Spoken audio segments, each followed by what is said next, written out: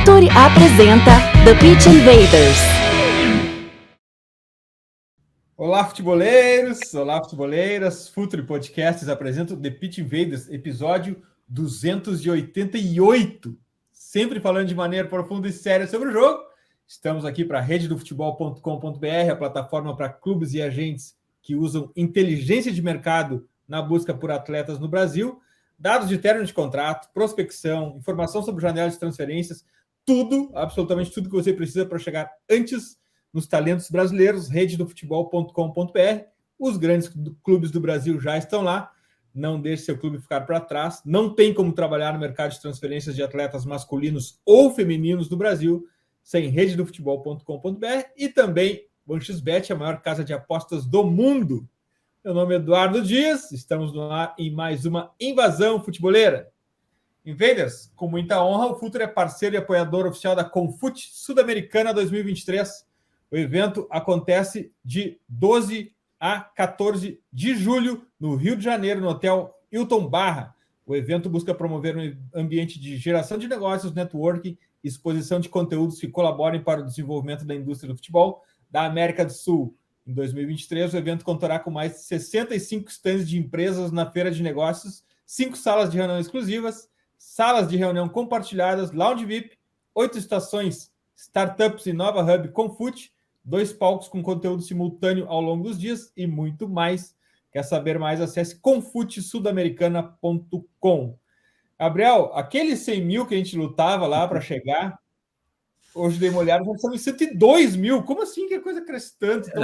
E assim, né, agora a gente brincou que falta 998 mil para a plaquinha de 1 milhão. Então eu quero agradecer de novo todo mundo que chegou por aqui, tá chegando por aqui, gosta de tática, gosta de ouvir nosso podcast. Então, muito obrigado mais uma vez. E hoje o TPI promete, vai ser bem legal, um tema que é recorrente aqui, né? A gente fala sobre futebol de base, futebol de grandes equipes, mas também de futebol de base das principais equipes do país, que tem uma pressão às vezes até diferente, né, Edu? Então vai ser bem legal o papo hoje.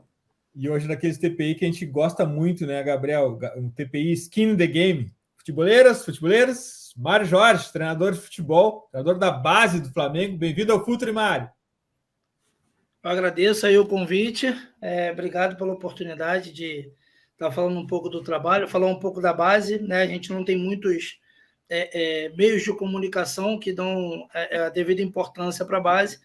E é sempre importante a gente ter um veículo de comunicação que consiga atingir bastante público para a gente falar não só do futebol de base do Flamengo, mas do futebol de base brasileiro.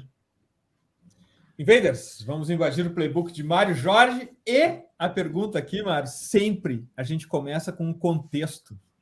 E o contexto, geralmente, a gente faz a pergunta para o treinador sobre o que vale mais na hora da montagem das estratégias de jogo e do plano de jogo, se são as ideias do treinador, o seu contexto de região onde o clube está sediado, campeonato, tabela, ou até mesmo características dos jogadores. Mas aqui na base, a gente tem outro ponto que eu queria envolver nessa questão, Mário, que é o seguinte: além das ideias do treinador, além do contexto específico de o que cada jogador pode oferecer, tem também um plano esportivo que talvez no profissional seja mais flexível, Mário. E esse plano esportivo também precisa seguir alguns princípios ou subprincípios. O que prevalece isso na hora de montagem de um time no teu trabalho, Mário?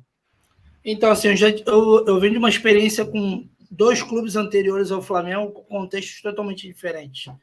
Né? Eu trabalhei no clube empresa, né, que era o Sendas, e que virou Audax, tanto Rio quanto São Paulo, mas trabalhei na filial do Rio, em que nós tínhamos um contexto de tentar ser o principal clube formador do Rio de Janeiro.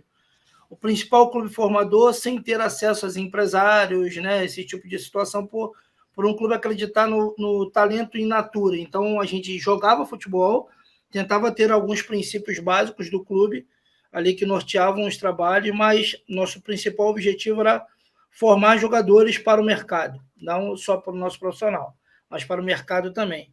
E para o Vasco o contexto é totalmente diferente. No Vasco a situação tinha uma preocupação de resultados imediatos, era uma troca de direção de clube, e isso vai te ajudando a formar uma casca como treinador. né? Então, você chega no Flamengo, o Flamengo, num processo de transformação, tanto na base quanto no profissional, de estrutura, de parte financeira, de saúde financeira, principalmente, mas uma preocupação muito grande com a linha de sucessão dos atletas oriundos da base que poderiam alçar o profissional. Esse trabalho ele é iniciado, se eu não me engano, na gestão da Patrícia, transfere um pouco para o Bandeira e agora vem para o Rodolfo, mas sempre com as coisas muito alinhadas e passando de direção para direção. Então, acredito que tudo isso é uma parte importante para que a gente possa formatar nossas equipes, tudo isso que você falou, de contexto do clube, contexto da tabela, da competição em que a gente está jogando. Mas o principal para mim, assim, que bate muito forte é a característica do jogador em que eu vou encontrar. Então, a gente não tem essa particularidade da escolha, né? Eu não tenho um orçamento X para que eu possa montar a minha equipe de acordo com o modelo que eu quero, comprar os jogadores que eu quero. Na maioria das vezes são jogadores que já estão no clube e de forma pontual, ainda mais na categoria que eu estou hoje, a gente consegue pontuar uma ou outra posição para conseguir fazer uma compra, vamos botar entre aspas, né? Um empréstimo, seja lá qual for, uma aquisição de algum atleta. Mas o contexto histórico do clube conta muito, né? A forma como o clube gosta de jogar, que a sua torcida culturalmente incentiva o seu clube a jogar, mas o ponto mais forte que eu levo em consideração é a característica do jogador. A partir daí eu tenho um plano básico que eu tenho na minha cabeça, que seria o plano do Mário Jorge, o plano ouro, para poder fazer a formatação da minha equipe, e a partir daí eu fico atento a todos esses quesitos, sem deixar um ganhar do outro, né? Um ter mais importância do que o outro, para que eu consiga formatar as minhas equipes e a minha forma de jogar. Uma coisa bem legal, e primeiro já agradecer o Mário por estar aqui com a gente, para falar sobre esse tema que eu gosto muito, e a gente vai acompanhando cada vez mais esses jovens subindo, os jovens chegando cada vez mais cedo, inclusive, às vezes no profissional. Mas uma coisa que me parece interessante da gente falar um pouquinho, Mário, é justamente essa questão da competitividade na base, porque é óbvio que a gente tem que pensar, talvez, na formação do jogador para ele chegar no profissional, e a gente só tem 11 jogadores que entram em campo, mas você tem que manter todo mundo ali querendo, todo mundo desenvolvendo. Como é que você tem essa visão, assim, de conseguir desenvolver, pelo menos, ou tentar desenvolver todo o elenco para ele tentar de uma maneira uniforme, e claro, os de maior destaque você acaba vendo subir, vai pro profissional, mas como é que você vê para manter essa competitividade interna? Não digo nem de ganhar títulos e nada, mas ajudar na formação entre eles mesmo, essa competitividade entre eles. Nas categorias menores, assim, um calendário muito rico de base no Brasil em geral, né? Os clubes têm fomentado bastante essa situação de calendário de competição. Por exemplo, o nosso Sub-13 acabou de fazer a Copa Integração em Cotia, onde tinha São Paulo, Palmeiras, Corinthians, Red Bull, Flamengo e tem mais algum clube, acho que é o Santos. Esses 6 clubes na competição Sub-13. Isso, na minha época como atleta, que eu tentei jogar, era inimaginável, né? Você não passava pela sua cabeça no Sub-13 ter essa quantidade de competição Sim. que tem. Então, isso já é uma parte importante, porque te dá a possibilidade de rodar esses atletas e eles experimentarem várias situações. Para eu ter uma ideia, o Flamengo, todo ano, tem mais de 10 competições internacionais disputadas na base. Então, os meninos, além dessa experiência nacional, eles conseguem ainda adquirir essa experiência internacional. Aí, Europa, Ásia, continente norte-americano, né? Ali tem competição para todo canto do mundo que a gente consegue experimentar. Além do que, a nossa competição interna ela se torna muito saudável a partir do momento que você consegue oportunizar todo mundo. Então, o cara sabe que ele vai ter uma chance, ele sabe que ele vai ter condição de jogar uma competição, que ele vai ter rotina de jogo e de treino, e isso se torna saudável a partir do momento que você consegue oportunizar todo mundo.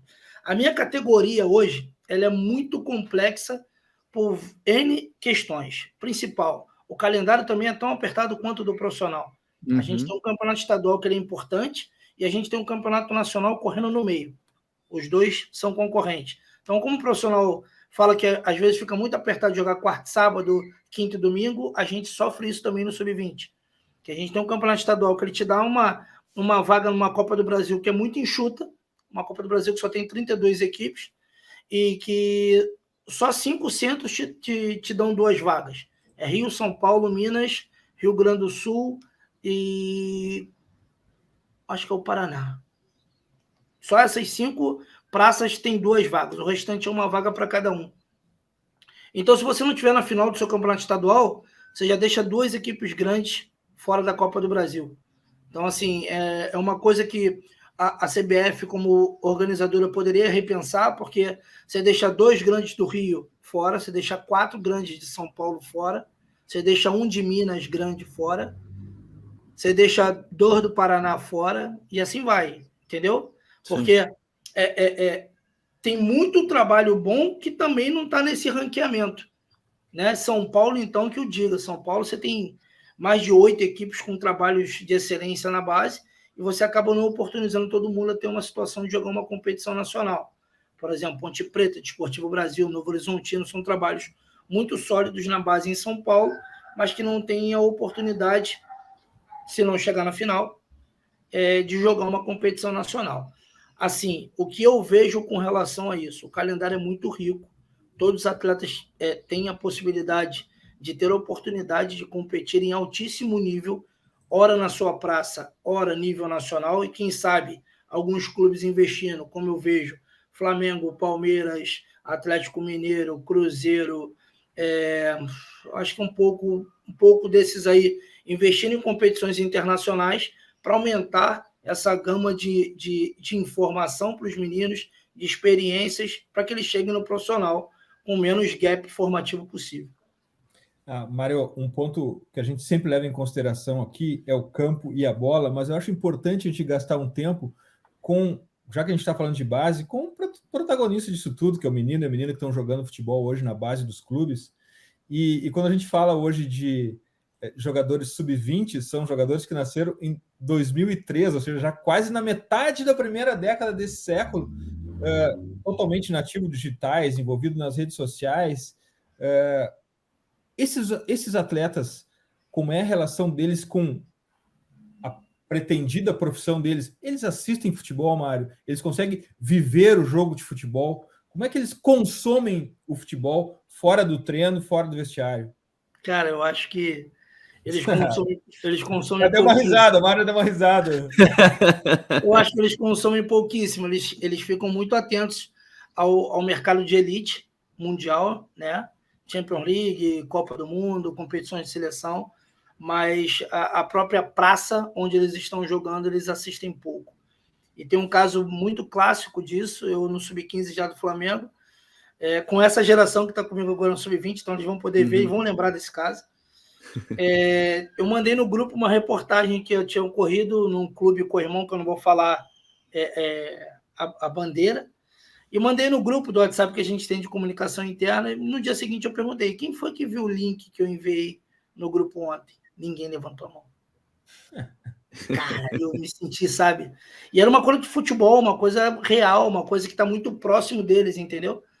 Então, assim, ali eu senti um pouco disso, de como é que eu vou me conectar com esses meninos que não vivem o futebol da mesma forma que eu vivi, que não consomem o futebol da mesma forma que eu consumo, mas que eu preciso efetivamente conectá-los ali com a minha ideia, com a minha forma, com a forma do clube, com a forma com que o clube quer.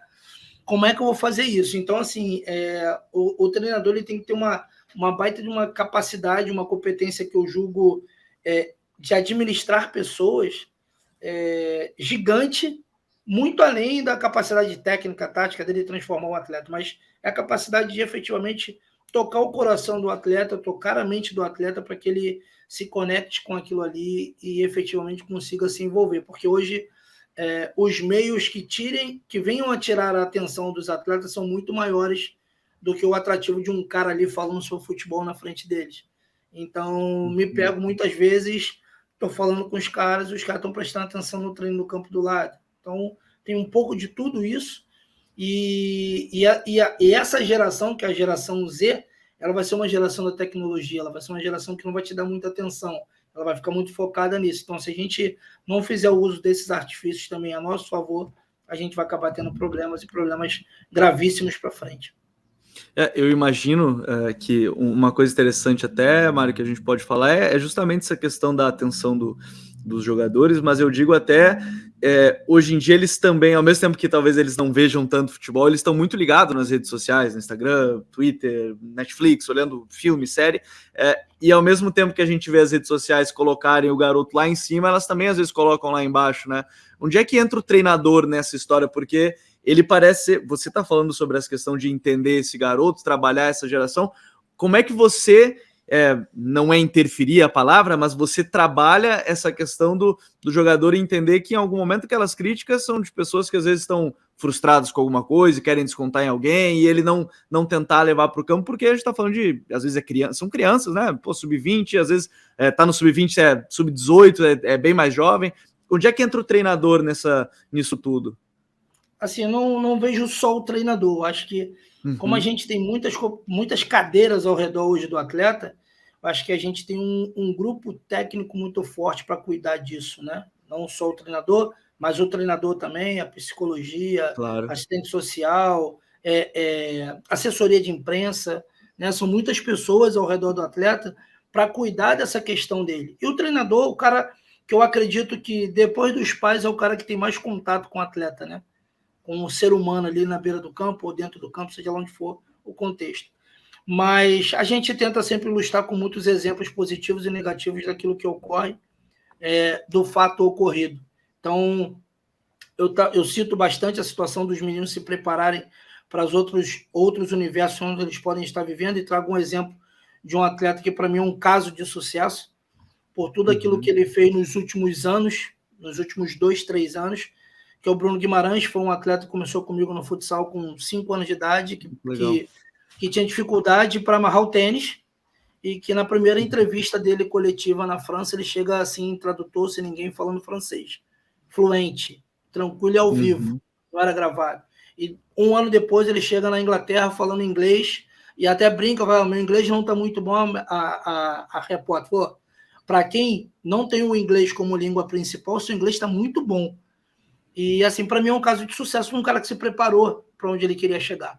Então, a gente tenta fomentar esse tipo de situação e fazer com que eles também vejam o exemplo negativo das coisas que acontecem de mídia social, de tentativas de suborno, de um montão de coisa que pode ocorrer no meio do futebol para o cara que não tem cabeça e acaba mergulhando nisso. A gente tenta blindar de todas as formas, a gente tenta ser um agente importante nesse processo, mas ciente de que o atleta passa uma parcela muito pequena do dia dele com a gente e que a gente precisa do suporte de outras pessoas, principalmente da família. Mário, essa pauta é muito bacana, e outro aspecto relevante disso, que eu acho bacana a gente tratar aqui, é sobre a mentalidade, mas a mentalidade de dentro de campo, a mentalidade esportiva mesmo, a de não baixar a cabeça, a de saber enfrentar a dificuldade, a resiliência, a sentir a vontade tanto no campo adversário como junto com a torcida. Eu nem sei qual é o que dá mais pressão no final do dia, mas essa preparação, ela é estruturada dentro do Flamengo, ou seja, tem um departamento que cuida dessa saúde mental, saúde vem antes até, mas dessa força mental esportiva, ou ela é trabalho dos treinadores também? Então, nas categorias menores, a gente fica muito a cargo do treinador, né? Até por não ter essa preocupação competitiva excessiva, né? A gente compete, porque é o processo formativo deles, mas a gente não tem uma preocupação. A gente tem pessoas para cuidar, mas a coisa é um pouco mais superficial. Quando a gente chega ali no processo de desenvolvimento para performance, que é do sub-16 para cima, a gente tem uma preocupação grande com tudo isso, com essa capacidade de resiliência, com essa dificuldade que a gente vai enfrentar. 2021 foi um ano bacana, que eu consegui começar e terminar uma temporada com uma geração e que a gente efetivamente conseguiu cuidar de tudo isso. 2021 foi o ano que a gente cuidou tanto dessa parte competitiva, de entender que a gente ia tentar ser o dominante da temporada, mesmo tendo concorrente muito forte, a gente ia ser dominante e que a gente ia tentar jogar da mesma forma, independente do local e da circunstância. Adversário, campo, competição, a gente ia jogar. Se a gente enfrentasse o menor clube de investimento aqui do Rio de Janeiro, enfrentasse o nosso concorrente direto nacional, a gente ia jogar da mesma forma. Os meninos cumpriram a risca, a gente conseguiu fechar a tríplice coroa, a gente ganhou as 3 competições, mas o principal de como ter ganhado foi o que a gente deixou de mensagem para os meninos, que eles poderiam efetivamente buscar esse tipo de caminho, que eles teriam condição. A gente tem esse cuidado, e eu sou um cara que prezo muito por isso, e eu tenho uma preocupação muito grande com isso, de tentar fazer com que os caras entendam o clube onde eles estão, a cultura local, o que a nossa torcida pede, o que a nossa direção está querendo, e a gente tentar se adequar àquilo ali para poder entregar um propósito final. Ponto. É isso que eu passo para os meninos em toda a construção de equipe todo ano, porque troca todo ano também 5, 6, 8, 10 jogadores, e a gente precisa continuar fomentando isso. É uma coisa muito particular do Mário, esse tipo de pensamento, não é uma coisa da instituição, mas a cultura do clube eu tento trazer para dentro do meu trabalho, por eu acreditar e por ter passado por esse processo de transformação, vindo do sub-13, sub-14, sub-15, dentro do clube, construindo isso ao longo desse processo. Então, hoje está, de repente, na ponta da lança do futebol de base. Como treinador, eu consigo ver que os outros treinadores também fazem um trabalho parecido com isso, e quando os meninos vão chegando no sub-20, o nosso trabalho é só tentar ajustar alguma coisa particular da categoria e seguir em frente. Mário, indo para dentro de campo, a gente está falando de tanta coisa interessante que acontece fora dele até chegar no resultado final, no trabalho de campo. E aí é claro que isso talvez vá muito da preferência do treinador ou não, mas eu queria falar um pouco mais dessa parte técnica do jogador, porque é claro que o jogador, a parte técnica, ele vai trabalhar e detalhes, até no profissional. A gente vê vídeo de Atlético de Madrid na série do Simeone mostrando ele falando orientação corporal para os jogadores dele. Mais recente a gente teve alguns vídeos que acabaram viralizando nas redes do Maurício Barbieri no Bragantino, ainda falando com os jogadores de posicionamento corporal para defender. Como é que você trabalha essa parte? Porque o sub-20 hoje ele está cada vez, na verdade, me parece mais próximo do profissional do que de formação, mas ele não deixa de ser a formação de um garoto. Como é que você vê essa parte de trabalho técnico, ainda bem tecnicista mesmo, de detalhes, de posicionamento corporal, de forma como bate na bola, essas coisas ainda num futebol que tem evoluído muito, tem falado muito da questão física, mas talvez em um outro momento a gente deixe, não sei se a palavra é essa, mas deixe um pouquinho de lado a questão técnica de formação do atleta.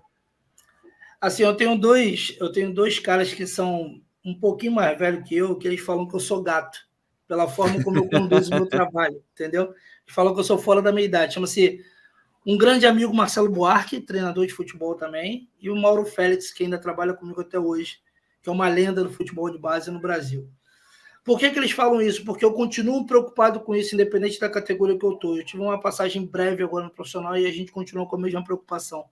De repente, uma visão um pouco analítica da coisa, num meio que é tão sistêmico.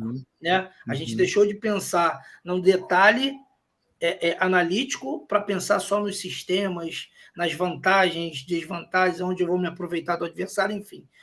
Mas eu, dentro de uma semana, dentro de uma progressão de um mês, de 3 meses de planejamento de trabalho, a gente tem dias específicos onde a gente só preza isso. Hoje, por exemplo, a gente estava com uma sessão de desenvolvimento individual com 7 atletas. São 7 atletas novos de Flamengo com menos de 6 meses, que acabaram de chegar para a categoria sub-20. E um deles é nigeriano. Um deles. Então, só fala no inglês, só vai no inglês. Então, no processo individual, hoje a gente tratou da parte de organização ofensiva. Primeira fase, segunda fase, terceira fase, finalização. A gente explicou para eles como é que a gente construía isso no nosso dia a dia, como é que era o nosso trabalho para chegar até a baliza do adversário. E a gente tem tentado fazer isso dentro do tempo que a gente tem, e eu não posso dar muita carga física por causa dos intervalos entre os jogos e viagens, de forma de vídeo. Então, o recurso que a gente adotou foi filmar algumas coisas de nosso treino, de nossos jogos, ou até de referências externas, e trazer para a nossa realidade. Para o meu dia a dia, 2 vezes por semana, eu faço esse trabalho que você falou, trabalho técnico-analítico de ajuste corporal, de como é que eu bato na bola, zagueiros fazendo inversão, cruzamento dos laterais, ajuste de linha de 4, ajuste de linha de 3, ajuste de todas as formas possíveis, porque para onde que eu quero formar esse atleta? Eu quero formar esse atleta para o mundo do futebol. Eu não formo um atleta só para o Flamengo. E se de repente mais à frente chegar essa pergunta, eu vou te antecipar. Não sou adepto de metodologia verticalizada, de que todo mundo tem que jogar da mesma forma. Porque o meu mercado não é um mercado para formar só atleta para o meu profissional. Até porque o treinador que vai chegar no meu profissional, ele não vai jogar da forma como a gente imagina que todo mundo joga na base. Ele pode usar a forma que ele quiser. Então, a gente precisa efetivamente formar o nosso atleta na plenitude para que ele jogue em qualquer mercado. Se ele vai para o mercado A, B, C ou D, ele vai com a chancela do Flamengo e vai chegar bem informado para não retornar ao Flamengo por falta de informação. Esse é o nosso objetivo. Bacana, Mário. E acho que tu andou lendo meu roteiro aqui, porque tu antecipou a pergunta mesmo. Eu tenho um certo ranço com o livro A Bola Não Entra Por Acaso. Primeiro, porque a bola entra por acaso. E segundo, porque muitos clubes no Brasil adotaram, de um contexto completamente diferente, essa ideia da formação verticalizada. A formação verticalizada na La Masia é maravilhoso, mas para quem o Barcelona vende jogadores? Para absolutamente ninguém. E a nacionalidade brasileira é uma nacionalidade que é a protagonista do maior número de transferências a cada janela. Então, nós somos um país exportador.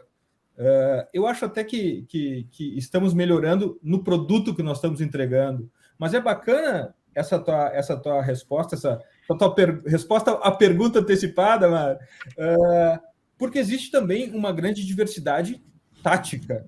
Vou dar um exemplo: 3 zagueiros, pouco usado aqui, ou algumas outras questões que eram usadas aqui, não eram usadas lá e agora são, daqui a pouco 2 atacantes, ou 4 meio-campistas, aquela coisa toda.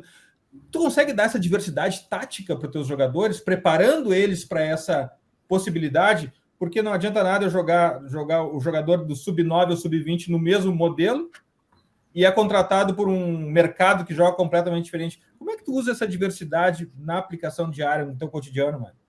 Então, assim, a gente nas categorias menores, a gente tem a prática, não só dos sistemas, mas também de colocar os jogadores em 2, 3 posições diferentes.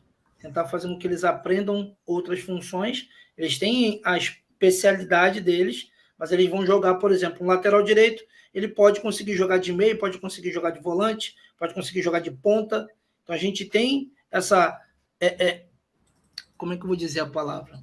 Essa intenção de fazer com que o menino experimente outras posições. Tem alguns casos de sucesso, o Bruno Guimarães é um desse, um cara que começou como lateral direito e hoje é um dos principais volantes do Brasil. Eu tenho o Paulinho, que era meia-direita no Vasco e virou ponta, e hoje é um dos principais atacantes do futebol brasileiro.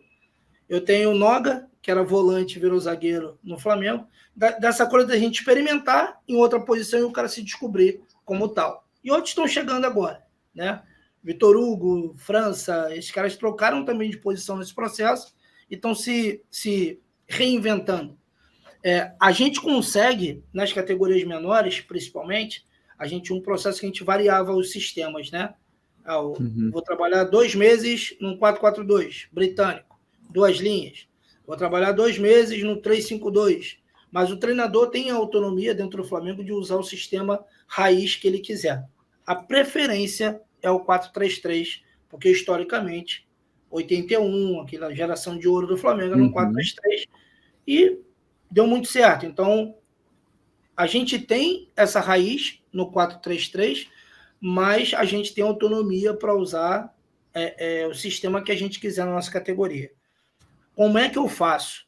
Eu utilizo muito no meu período competitivo para colocar o adversário na plataforma que ele tiver, com 3 zagueiros, linha de 5. A gente enfrentou bastante linha de 5 no ano passado.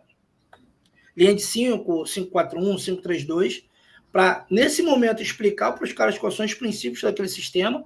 Treino uma equipe B nessa plataforma, treino uma equipe A também nessa plataforma, porque elas vão se enfrentar no treino. Então, passo informação para as duas, só que eu vou jogar da minha forma contra o teu sistema. Mas o meu menino já tem alguma coisa, mesmo que de forma superficial, daquela plataforma de jogo do adversário. E ali a gente vai construindo. Quando eu tenho mais tempo, eu consigo aplicar mais vezes. Como o tempo de competição agora, principalmente nesse primeiro semestre ele é mais apertado, porque o Campeonato Brasileiro veio primeiro semestre e acabou que ficou junto com o Campeonato Estadual, a gente passa meio que direto disso. Mas nas categorias sub-16, sub-14, sub-18, que são subcategorias, a gente consegue desenvolver bastante isso. Eu passei em todas elas, então consegui, ao longo desse processo, ir ajudando de alguma forma os meninos que agora estão comigo no sub-20. Essa galera que eu peguei no sub-20 foi a primeira categoria em 2016. Então eles vieram passando de treinador em treinador e agora no final de formação deles, eles estão comigo de novo. Agora, no período competitivo, realmente fica muito difícil de estimular isso, a não ser que seja nessa coisa do enfrentamento ali para o teu plano de jogo, para a tua estratégia do jogo, o que o adversário vai deixar para você ali, para você conseguir levar algum tipo de vantagem, mas a galera desenvolve bem isso nas subcategorias. E pegar 3, 4 sistemas e desenvolver ao longo de uma temporada para que eles possam ter a experiência de jogar em outras plataformas.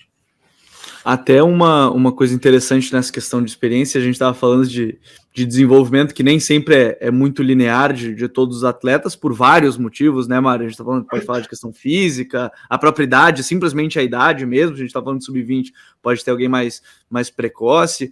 Como é que você vê também essa questão de trabalhar as diferentes idades e até mesmo se a gente for pegar, não perder, por exemplo, um talento porque talvez ele não esteja tão maturado, um talento ali que é muito bom tecnicamente, mas a gente vê que sofre talvez fisicamente, mas é simples e puramente por uma questão física de maturação, por ser muito novo. Como trabalhar isso para não perder esse jovem, né, que acho que talvez o grande temor de qualquer time, né, de qualquer torcida, de qualquer time, de qualquer treinador, não perder esses talentos no caminho, às vezes por uma simples questão de maturação ou não, mesmo sendo um talento ali que você começa a conseguir identificar, Marinho. Claro, tem muita gente que observa isso, mas como é que o treinador não deixa escapar isso também dentro de campo, nas atividades? Assim, eu tive alguns casos emblemáticos, né, ao longo desses 10 anos de carreira de atletas que tiveram muita dificuldade. Eu não trabalhei com ele, mas foi um cara que sofreu com esse processo dentro do Flamengo, que é o Paquetá. Até o sub-17 ele era subutilizado, ele treinava pouco, jogava pouco, porque ele realmente era muito pequeno. Eu enfrentei o Paquetá trabalhando em outro clube, eu era do sub-15 do Audax e ele era do Flamengo, e ele tinha dificuldade de jogar, e hoje o Paquetá é o Paquetá. O Paquetá tem quase 1,90 m hoje. Então, assim, ele foi muito tardio de tudo, mas o clube sempre apostou na capacidade técnica que ele tinha para poder continuar desenvolvendo. Ele sofreu, ele teve que criar outras adaptações para conseguir jogar, e eu acredito muito nisso. Tanto o cara que é muito forte na categoria menor, e você precisa estimular esse cara e fazer com que ele entenda que em algum momento essa força não vai fazer mais diferença, que ele precisa se desenvolver em outras competências, e o cara que não tem, que é o caso, por exemplo, hoje do Verton, que foi o mesmo projeto do Paquetá, teve muita dificuldade até chegar o sub-17, no sub-17 ele começa a ter um pouco mais de minutagem, começa a aumentar a minutagem de jogos e competições dele, que já teve rodagem no profissional, já fez gol no profissional, e agora está de novo no sub-20. Desses dois casos, tanto o cara que é muito forte na categoria menor e do cara que é muito franzino, que tem dificuldade, de repente, de suportar o jogo, de que eles desenvolvam as competências necessárias para que quando essa maturação se igualar, se é que ela vai se igualar em algum momento, que ele chega no momento da maturidade física dele, ali do 17, 18, 20 anos, que ele entenda que naquele momento ali, ele agora já está pronto para ter um jogo, por exemplo, pegou o caso do Verto, de ter um jogo mais de contato, de suportar um pouco mais o contato com o adversário, que quando ele tinha 13 anos ele fugia um pouquinho, porque o treinador pedia para ele fugir do contato, para que ele não perdesse a bola, para que ele não se machucasse, que ele aproveitasse mais os espaços, ao contrário do cara que é muito forte, que vai aproveitar a força, vai aproveitar a velocidade, vai aproveitar tudo isso, e quando chegar lá em cima, o Verto já vai estar mais próximo dele e vai poder concorrer com ele pelo espaço ou por uma posição na equipe.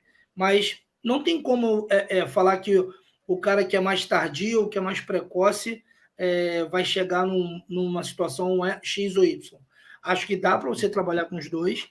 É óbvio que o cara que é tardio, ele tem uma facilidade de desenvolver na sua fase final da maturação, ele se desenvolve mais física, a estrutura dele fica diferente, ele tem uma tendência a ter um estirão maior, porque o dele é mais tardio, enfim, uma série de coisas que vêm atribuídas a isso, e que eu acredito de verdade que dá para trabalhar com os dois.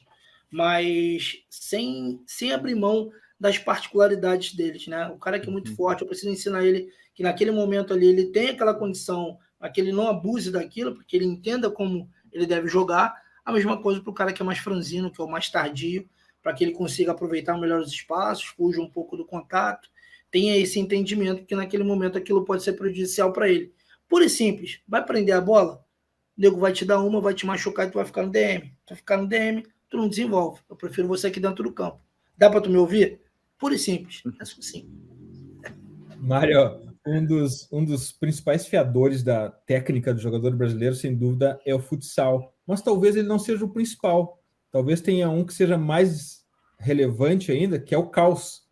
O caos da rua, do terreno, da bola, de crianças de várias idades, sem árbitro, sem juiz, nesses nossos... O chinelo menor de um lado do que do outro, né? Que aí tem que reclamar.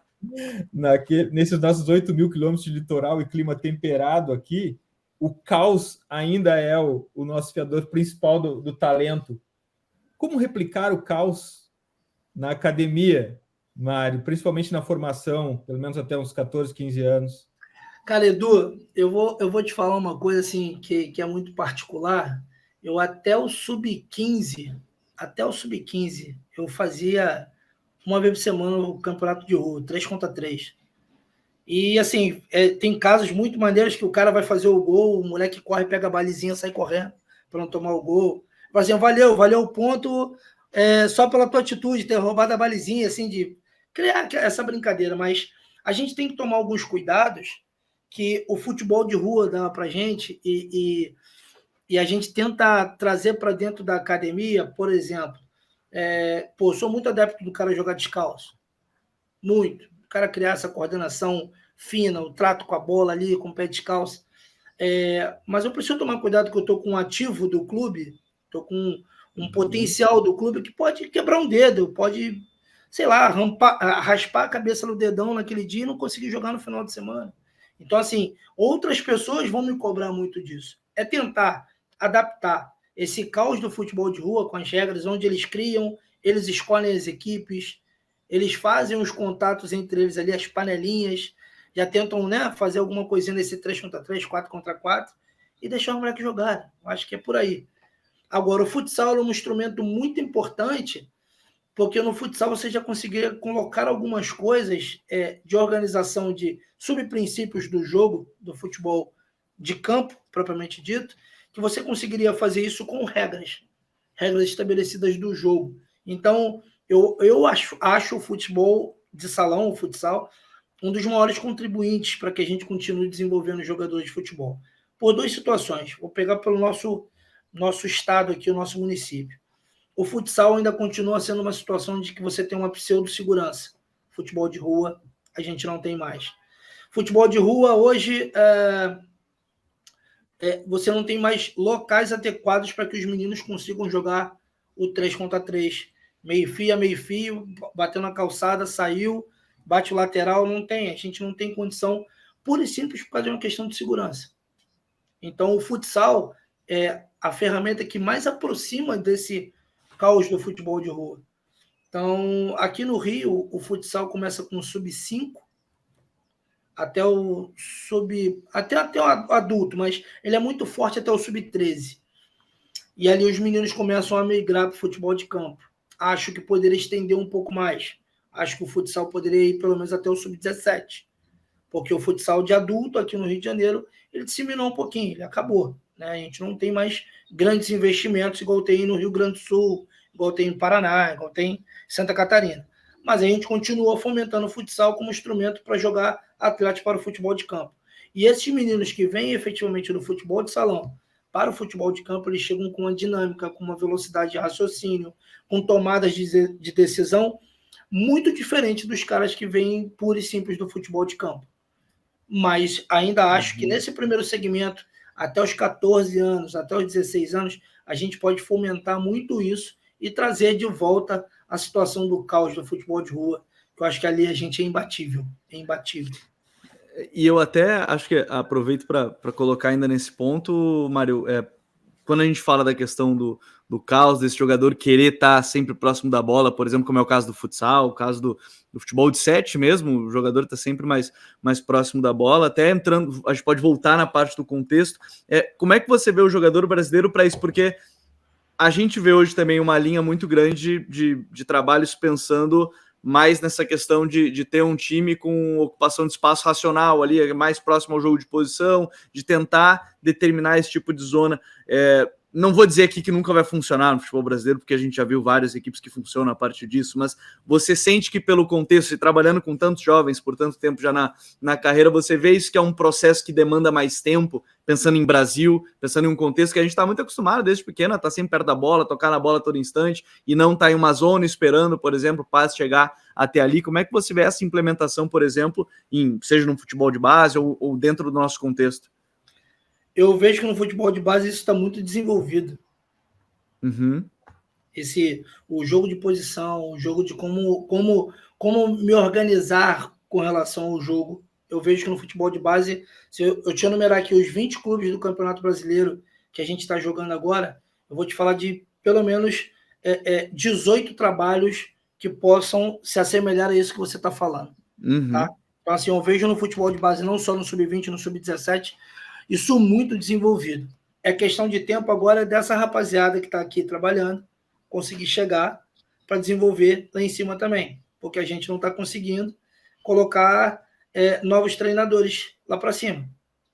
Aí é uma questão de processo. Né? A gente fala tanto de estudo, que o treinador brasileiro não se recicla, que o treinador brasileiro é ultrapassado, mas a gente também não faz nenhum pingo de força para que a renovação aconteça. Eu não estou levantando a bandeira para o Mário, não, porque o Mário daqui a pouquinho também está parando. Estou falando dos outros que estão vindo, que tem 10 anos a menos, que tem 13, 14 anos a menos do que eu, e que estão fazendo trabalhos dignos de primeira divisão. Entendeu? Então, é uma coisa que, assim, não é uma crítica, mas a gente fala muito de que estudou, mas não serviu. Falei, pô, a gente está estudando e não serve. O cara que não estudava também não serve. Quem serve? Quem está de fora nunca erra, né, Mário? Exato, entendeu? Então, assim, para mim, a gente tem um trabalho de base hoje, cada clube com seu contexto, cada clube com a sua realidade, muito bem desenvolvido pelos profissionais que lá estão. Você vê ideias, você vê conceitos, você vê coisas que são características do clube, embutida numa categoria sub-17, no sub-20, no sub-15. Você vai ver no Santos lá, tem um garotinho lá igualzinho o perfil físico do Neymar, do Robinho. Você vai, entendeu? Você vai no Fluminense, você vai ver 3 atacantes muito rápidos, habilidosos na frente. Você vai ver que os caras já têm um perfil do atleta que eles querem, já tem a forma como eles querem trabalhar. Falta agora deixar essa galera botar a cabeça um pouquinho fora d'água, porque senão isso não vai acontecer. A gente tem metade do Campeonato Brasileiro hoje, metade de treinadores estrangeiros. Que bacana essa resposta. Entendeu? Do Mário. Essa resposta do Mário é como se ela fosse quase um portal que abrisse um outro podcast aqui, a gente pudesse mais uma hora sobre isso. Absolutamente incrível a experiência do que o Mário nos passou, compartilhou aqui, tanto sobre a base, como essa provocação mesmo. Eu acho que a indústria precisa se perguntar sobre isso. Isso tem que ser uma pauta da indústria, assim como é uma pauta seguida aqui do TPI, mas agora não podemos atropelar, porque nós somos conservadores em alguns aspectos também, e um deles é a nossa dica futeboleira. E a minha dica futeboleira dessa semana, que eu já compartilhei lá com os assinantes da Drive, a newsletter que eu disparo todo sábado para a galera do Futuri Club, é um texto do meu amigo Tomás da Cunha sobre um assunto muito interessante. Quando o Newcastle se tornou um clube-estado, todo mundo imaginou que viria um caminhão de reforços midiáticos em pico de performance, mas não foi bem isso que aconteceu. Muito pelo contrário. O Newcastle tem, sim, um projeto esportivo e o Trust the Process do Newcastle no Tribuna Expresso de Portugal é a minha dica futeboleira dessa semana. Lembrando que os links para as nossas dicas futeboleiras estão no post de descrição do episódio no futuri.com.br. Gabriel, tua dica futeboleira? Eu tenho duas. Uma sobre futebol de base, porque final de semana agora passado, final de abril ali, o Barcelona estreou um garoto de 15 anos, né, o Lamine Yamal, que, assim, eu odeio essas comparações de o fulano é o próximo ciclano e assim vai, mas ele aparentemente... Odeio, mas já fazendo a comparação. Odeio, mas não querendo colocar, achei bem interessante, porque assim, ele já tem treinado seguidamente com o time profissional e é o jogador mais jovem, né, a jogar uma partida de La Liga, né, a estrear pelo Barcelona na equipe profissional com 15 anos e 290 dias. É um texto bem legal lá no The Athletic, que fala um pouquinho mais sobre essa trajetória dele até chegar ao profissional. E a minha outra é o Roda Viva com o Vanderlei Luxemburgo lá em 95, tá? Esses tempos eu indiquei com o Tele e volto a indicar agora com o Luxemburgo, porque é bem legal que tem várias coisas que ele fala naquela época, lá em 95, e não querendo parafrasear o que ele sempre comenta, que ele falava e tal, mas ele mesmo falou, Dinho, até, que naquela época ele não aceitou, não lembro qual era o clube agora, porque ele não queria encerrar seu ciclo sem encerrar de fato um ciclo final de ano e não queria perpetuar o demitir treinadores de 3 a 3 jogos, 3 derrotas. Só achei bem legal porque são algumas coisas bem pertinentes. Lá de 95 a gente leva até hoje, Dinho. Hein, Gabriel? O nosso convidado fala em oxigenação, em novos nomes, e tu vem com Rota Viva do Luxemburgo de 1995. Mas é bom para aprender. Eu tenho que concordar com o Gabriel. O Luxemburgo era um cara fora da sua época, né? Não que ele não seja hoje um cara atual, tanto é que ele ainda tem mercado, mas ele é um cara que revolucionou muita coisa nesse processo de 90 para cá, né? De 90 para cá, que eu acho que 90, 91, ele faz um grande trabalho no Bragantino e que o habilita para o mercado nacional, e a partir daí ele vai virar o mestre Vanderlei Luxemburgo, né? Não tem como não falar dele. E esse 95 eu vou puxar para dar uma olhada. Então fica como sugestão. Mas eu não podia perder essa oportunidade de provocar o Gabriel. Graças, Gabriel. Até a próxima. Obrigado, Edu. Obrigado ao Mário. Prazerzão ter conhecido ele e conversado também sobre temas tão legais e ouvir um pouco mais de um profissional aí que está há bastante tempo na área e trabalha num dos principais clubes do país, do mundo, né, obviamente. Então, obrigado mais uma vez a todo mundo que nos acompanhou por aqui. Mário, tua dica futeboleira? Então, a minha dica vai em cima de filmes, né? Eu sou muito adepto de filmes, de tirar ideias de filmes e essa passagem que eu tive curta, né, de 6 dias no profissional na última semana, né, 2 semanas para trás, me fez pensar e refletir sobre muitas coisas. Eu tenho um filme que eu já vi há muito tempo, que sempre que eu estou no meu momento nostalgia, eu paro para olhar, que é o Homem que Mudou o Jogo. Então, é um filme legal, um filme para quem trabalha no meio, para entender características individuais, para entender como se montar uma equipe, como construir uma equipe vencedora, respeitando individualidades e questões técnicas individuais. Eu acho que é uma boa dica. Demais, Mário. Mário, muitíssimo obrigado por compartilhares conosco teu tempo, teu conhecimento, tua experiência. A gente entender o teu pensamento, tuas ideias sobre o jogo é muito importante para a gente. Boa sorte na sequência da tua carreira. A gente vai estar aqui torcendo por ti, ainda mais agora que a gente, conhecendo, passa a admirar mais ainda, mano. Eu agradeço a oportunidade, né, de poder falar um pouco daquilo que a gente faz, daquilo que a gente tenta construir, principalmente com os meninos. Agora já não são mais tão meninos assim, né? Então, estou fazendo 1 ano no Sub-20 hoje. Eu completo 1 ano na frente da categoria. Eu acho que foi um ano de construção, foi um ano de renovação de elenco, né? A gente perdeu bastante jogador profissional, então tivemos que acender novos jogadores. Mas eu acho que assim, é uma construção diária e continuar caminhando em frente, buscando coisas melhores e o principal, transformando a vida dos meninos. Eu acho que o futebol é a ferramenta que a gente tem, que a gente faz uso para poder transformar a vida das pessoas e fazer com que as pessoas, né? Eu acho que o Fernando Diniz tem usado muito isso, né? Da possibilidade de usar o futebol como ferramenta para transformar a vida das pessoas. É exatamente isso que eu gosto de fazer, que eu amo fazer e que eu vou continuar fazendo até meu último dia de vida. Demais. Futeboleiras, futeboleiros, nós somos o Futuri e temos um convite para vocês. Pense o jogo. Abraço e até a próxima invasão, The Pitch Invaders. Futuri apresentou The Pitch Invaders.